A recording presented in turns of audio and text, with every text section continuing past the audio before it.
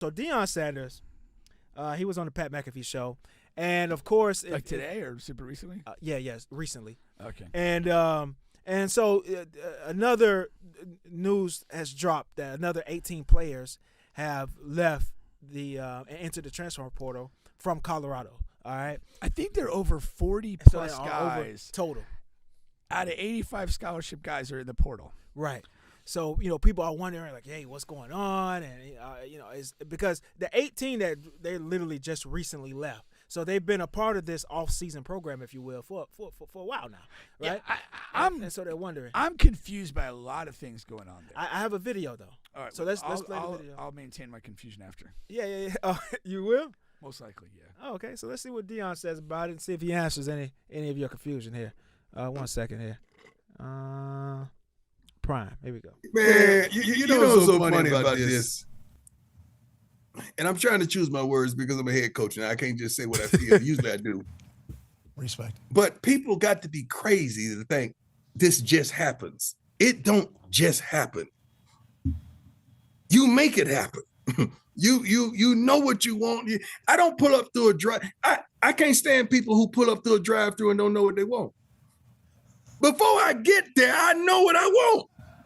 Smart. Right? I'm not just making this stuff up as we go. How long realistically, now where you're at and what you know now, do you think that whole process takes to change a culture and get your people in there? We already know what we got coming in. Y'all just don't know what we got. Okay. Good. I understand. Hey, we already know what we got on the way here, baby. They probably at the airport right now. We already know what we got coming in. They just don't know. It's no way that I could put new furniture in this beautiful home if we don't clean out the old furniture.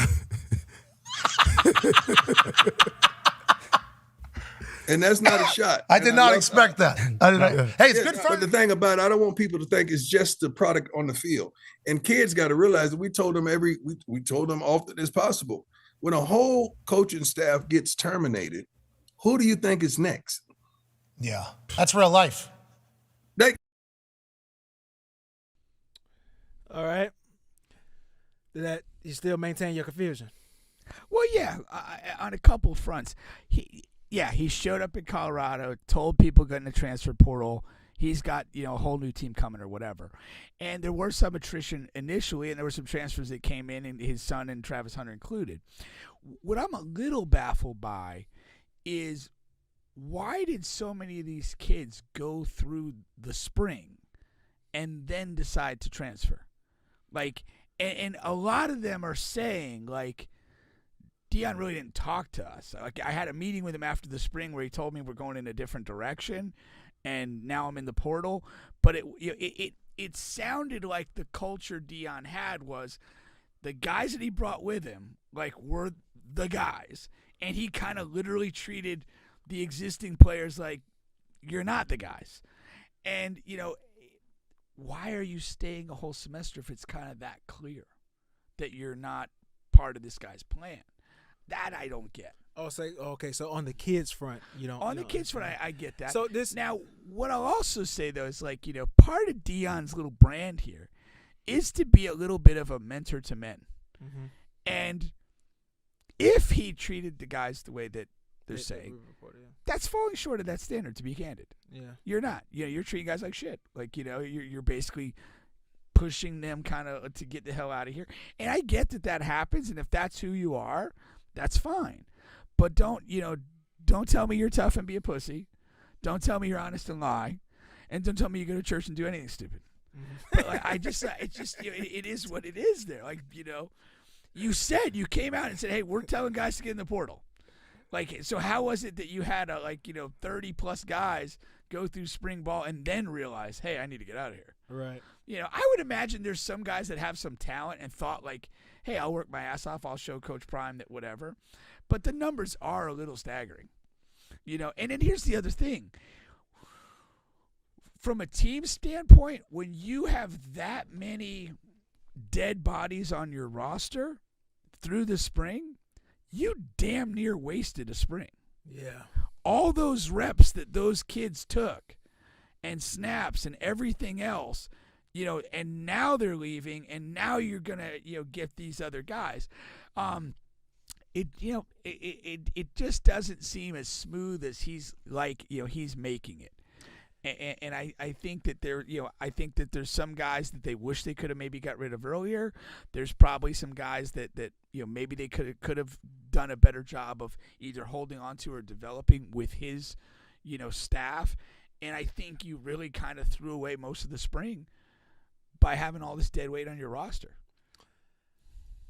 My biggest confusion, and I'm not sure, maybe can in college can coaches can they cut scholarship players? Scholarships are 1 year, and so like you don't get a 4-year scholarship. They're renewable every year, so they can get to the end of the year and tell you, we don't have a scholarship for you. We're not going to continue your scholarship. Okay, so there is a gamble if all of them said, you know what, screw Deion, we're all going to stay. And you don't think that's... he could maybe that's what he told some of these guys after the spring. He said, hey, thanks for trying, but we're not going to renew your scholarship at the start of the year. You really need to get in the portal. Yeah. Now there's another logic and what you've seen is, so in the holiday time at the end of the regular football season, the portal opened and guys were hitting the portal all in a big wave of movement. Now there is this secondary wave after spring ball. It's just not on the level that we're seeing at Colorado, and so like FSU's, I think about 5-6 guys have gone in the portal since the end of spring, and just reading the obvious, it's like those are guys that went through the spring, didn't, saw their role getting diminished for the most part, and felt like, hey, I better move on and find something else for myself. We actually lost a guy, Joshua Farmer, though, that really seemed to be a younger developing player. I'm not sure why he's leaving, but, he seemed to be a guy that was evolving, and he hit the portal. I think that was a little bit of a surprise program. That's a modest number, 5 to 6. But I think that's appropriate. Yeah. Like, again, you look at it, December happened. We had a handful of guys go in the portal. Mm-hmm. Most of those guys went down. They went lower than FSU. And we brought in I think 10 guys, that were, coming from, that were believed to be better. Yeah. And now you have the secondary portal market. Now, like it's ironically, 15, 16 total, 2 of the FSU portal guys have committed to Deion. Yeah, I saw one. Yeah, at least. One defensive end. But the defensive end, again, Derek McClendon, he started last year as a starter, was outperformed by a younger player as the season went along, and then we brought in another transfer defensive end, and Jared Verse, who's regarded as possible first-round pick material at defensive end, stayed. And so, I really think he got to the end of the year. He went into last season as the starting defensive end and went in and finished this spring probably being the 4th defensive end on the roster. Yeah. At best. So he left. The other player is Brendan Gant, who he's a guy that he's like a safety / undersized linebacker, known as like a big hitter and special teams guy, but he struggles in coverage and stuff like that. So he could never carve out like a consistent role on the defense and was more of a spot player. And so again, it makes sense for a player like that to transfer and feel, hey, maybe I'm going to get out to Colorado and have a better opportunity. No, for sure. And my whole thing is, because the players are leaving. I completely agree with you on the point of Deion not staying true to his brand, because, these guys are being pushed out and they are being treated lesser than the guys he brought in. But at the same time, I another piece to that clip there is he was saying those guys weren't competing with the Travises and the guys like not that they were being outperformed, but he said he didn't see the heart from them. Which again, and that's not surprising when you're a 1-11 team. Yeah, your guys get beat up psychologically with losing.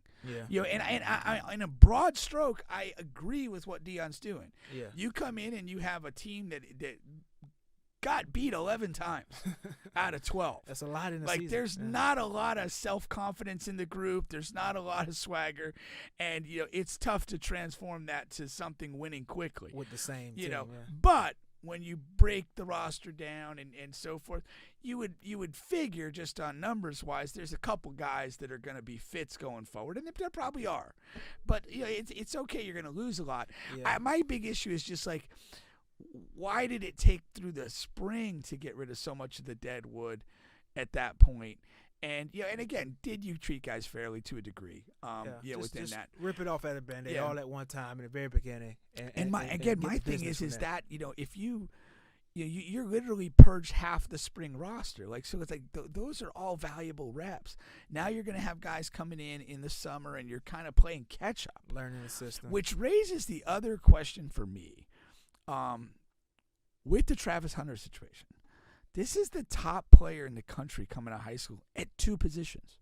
And he played two positions last year. He had an injury-marred campaign, showed flashes down the stretch.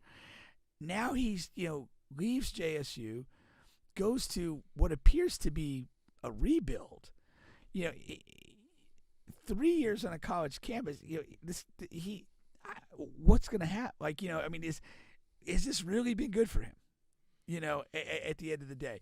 And if the Colorado rebuild's a little bit more complicated than Deion wants us to believe, I don't know what internally, is he looking at like 6 or 7 wins this year, and then we get up to 10 or whatever next? If that's the trajectory, that probably works out for Travis. But if it turns out to be like 4 or 5 wins and 7 or 8 wins, was it worth following Deion around? Could he have gone to FSU and be on a 10-win team last year at the high level, and maybe more this year?